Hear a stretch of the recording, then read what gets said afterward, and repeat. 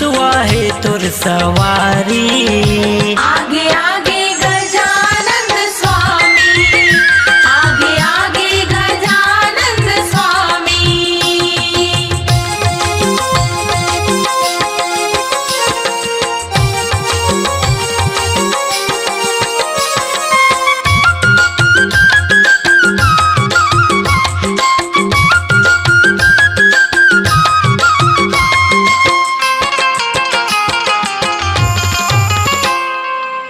माता गौरी पिता महादेवा, माता गौरी पिता महादेवा।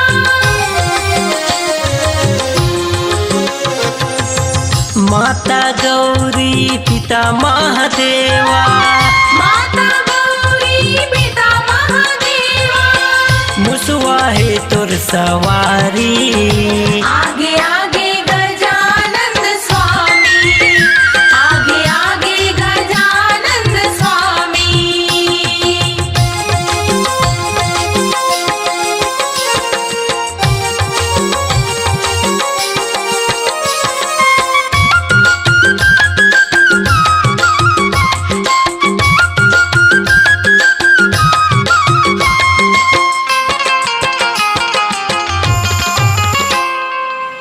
रिद्धि सिद्धि चंवर डोलावे, लड्डू मोदक के भोग लगावे।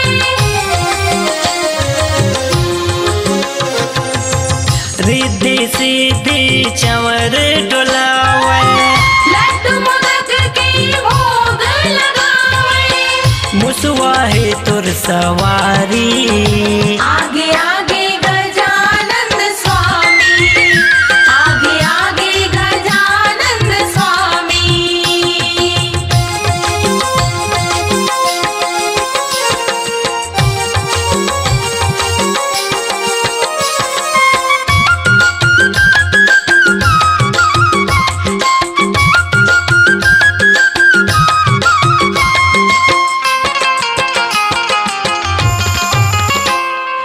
तोला बलाथन आजा गजानंद, दुख पीड़ा के तेरा सहारा।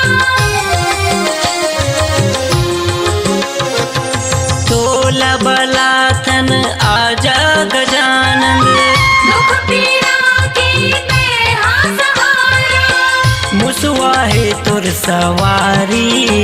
आगे आगे गजानंद स्वामी, आगे आगे गजानंद स्वामी।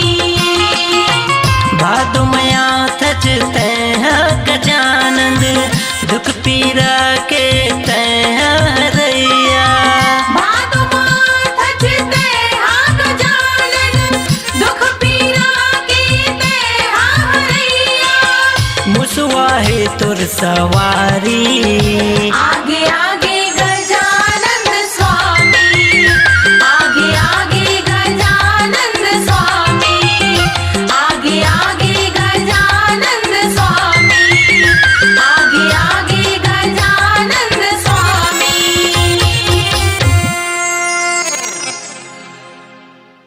अपनी आवाज को दीजिए एक नया मुकाम। डिजिटल रिकॉर्डिंग की दुनिया का जाना पहचाना नाम स्वरांजलि, जहां गूंजती हैं ध्वनियां अपनी माटी की सौंधी सुगंध के साथ। छत्तीसगढ़ी संगीत के विविध रंग जो पहुंचाते हैं पूरे प्रदेश में डिजिटल रिकॉर्डिंग के संग।